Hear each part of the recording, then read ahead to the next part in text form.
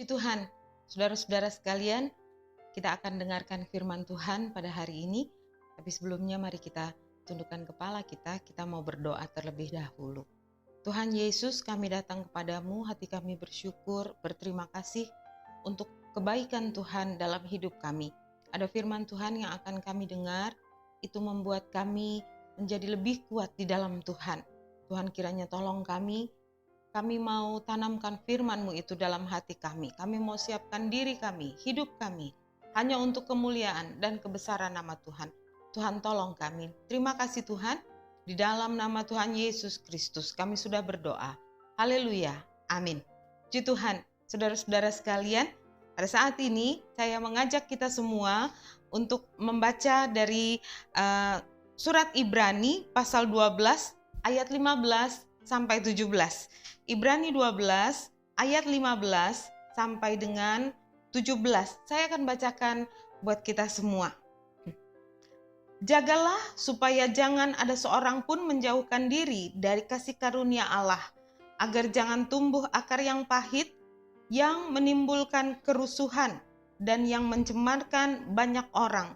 Janganlah ada orang yang menjadi cabul, atau yang mempunyai nafsu yang rendah seperti Esau, yang menjual hak kesulungannya untuk sepiring makanan. Sebab kamu tahu bahwa kemudian ketika ia hendak meminta berkat itu, ia ditolak, sebab ia tidak beroleh kesempatan untuk memperbaiki kesalahannya. Sekalipun ia mencarinya dengan mencucurkan air mata. Puji Tuhan. Saudara-saudara, ayat-ayat yang sudah kita baca tadi dari surat Ibrani menyatakan bahwa keselamatan yang diperoleh orang percaya akibat penebusan oleh darah Kristus itu bisa saja hilang dari orang percaya itu apabila orang percaya hidup seperti Esau. Ada hal-hal yang dibuat Esau yang merugikan dirinya sendiri. Kalau saudara ingin mengetahui cerita tentang Esau, Esau adalah anak dari Ishak. Dia mempunyai saudara kembar, adik kembarnya bernama Yakub. Esau anak sulung, dan karena dia sebagai anak sulung, dia akan memperoleh berkat hak anak sulung itu, saudara-saudara. Tapi pada satu kali Esau pulang dari berburu, Esau lapar, lalu dia lihat adiknya sedang memasak makanan, sup. Begitu saudara-saudara, dan dia tergiur untuk memakannya pula. Apa yang adiknya buat, Yakub buat? Yakub katakan, boleh saya kasih sup ini. Tapi kamu harus tukar dengan hak kesulungan. Sup akan menjadi bagian Esau, hak kesulungan akan menjadi bagian Yakub. Dan Esau tidak berpikir panjang tentang hal itu. Esau tukar hak kesulungannya hanya dengan sepiring makanan. Dan pada saat Ishak sebagai orang tua memberkati anaknya, Yakublah yang menerima hak kesulungan tersebut. Esau menjadi susah, dia menjadi sedih, dia merasa rugi sekali. Dia meminta kepada orang tuanya, pada Ishak, untuk memberkati dia juga dengan berkat-berkat hak kesulungan. Tapi Ishak katakan, sudah tidak ada lagi berkat yang akan diberikan kepada Esau. Esau mencarinya, memintanya dengan air mata. Tetapi Esau ditolak. Tidak ada berkat yang didapat oleh Esau. Cerita Esau ini menjadi satu peringatan bagi kita sebagai orang-orang percaya. Ada kesalahan-kesalahan yang Esau buat sehingga ia ditolak. Alkitab katakan, Esau menjauhkan diri dari kasih karunia Allah. Esau mempunyai akar pahit. Esau menjadi cabul dan Esau memiliki hawa nafsu yang rendah. Saudara-saudara, Alkitab tidak ingin atau Allah tidak ingin hal itu kita alami. Untuk kemudian kita ditolak. 2 Korintus pasal 6 ayat yang pertama katakan, sebagai teman-teman sekerja, kami menasehatkan kamu supaya kamu jangan membuat menjadi sia-sia kasih karunia Allah yang telah kamu terima. Keselamatan tidak ditentukan dari amal perbuatan baik kita. Kita tidak melakukan hal-hal baik atau melakukan hukum Taurat supaya kita diselamatkan.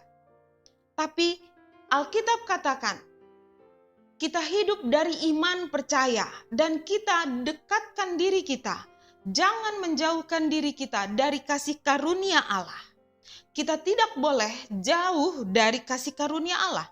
Orang yang menyangka dengan melakukan hukum Taurat, melakukan perbuatan baik, ia bisa selamat. Alkitab katakan orang-orang itu berada lepas dari Kristus. Galatia 5 ayat 4 katakan, kamu lepas dari Kristus. Jikalau kamu mengharapkan kebenaran oleh hukum Taurat, kamu hidup di luar kasih karunia. Hidup di luar kasih karunia membuat seseorang dapat ditolak. Ada hal-hal yang Tuhan inginkan kita lakukan, yaitu kita tidak boleh menjauh dari kasih karunia Allah. Kita harus mendekatkan diri kita. Kita tidak boleh terlepas dari Allah. Kita tidak boleh terlepas dari Kristus. Ibrani 12 ayat 25 katakan, jagalah supaya kamu jangan menolak Dia yang berfirman, sebab jikalau mereka yang menolak Dia yang menyampaikan firman Allah di bumi tidak luput, apalagi kita, jikalau kita berpaling dari Dia yang berbicara dari sorga. Janganlah kita menjauhkan diri dari kasih karunia Allah. Ada sebuah pengalaman yang Musa alami, saudara-saudara, beberapa ribu tahun yang lalu. Musa ditugaskan oleh Allah memimpin bangsa Israel keluar dari Mesir untuk masuk ke tanah perjanjian, Kanaan.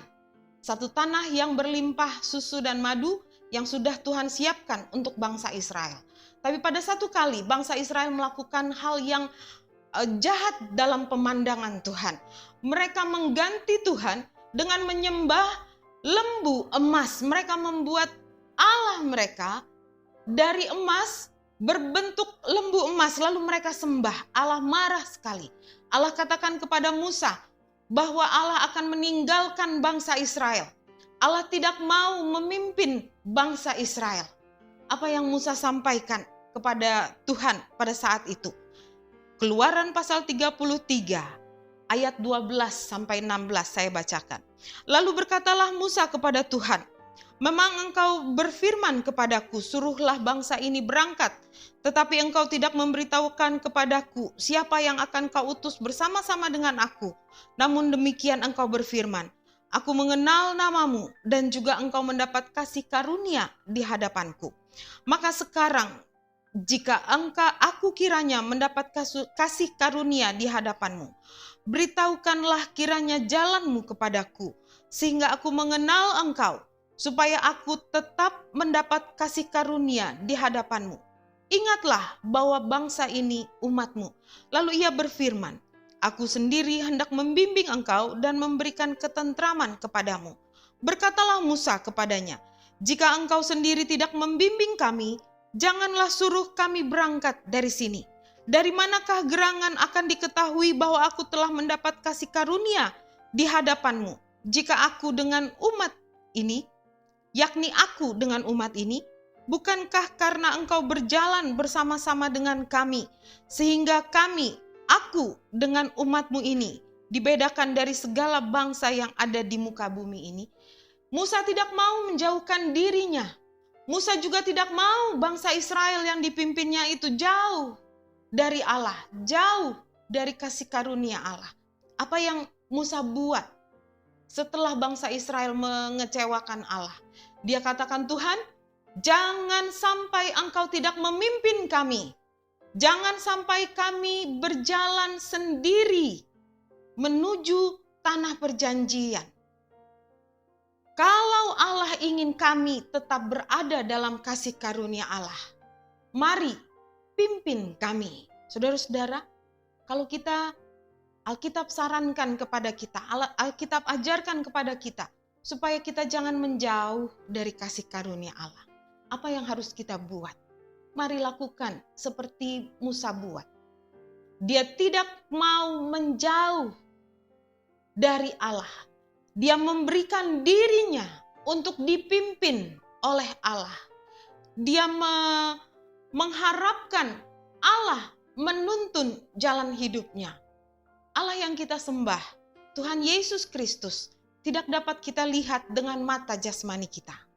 Tapi lewat doa kita dapat meminta kepada Allah supaya Allah memimpin kita.